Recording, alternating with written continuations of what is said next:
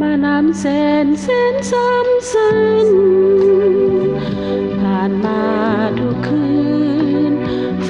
นน้ำตาหลั่งสุดเหลือจะลืมบ่ได้อดีตที่ฝัง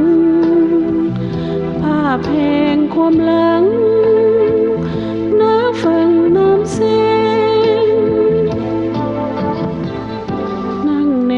น้ำแสนเงินคอยเดือนตาม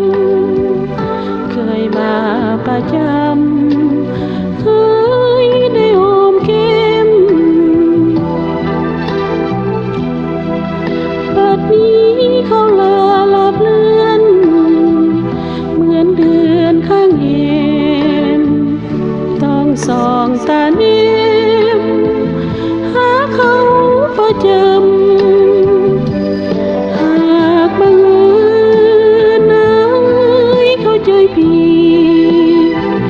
น้องขอให้คิดถึงความซอกช้ำผู้หญิงคนหนึ่งที่มีฮักอยู่ประจำต้องตายเพราะการกระทำด้วยการกันแกล้ง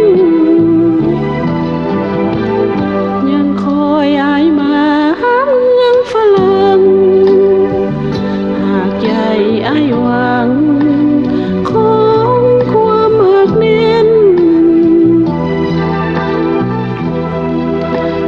ห้องบิงมาให้ผู้ถึงอยู่ต่างแดน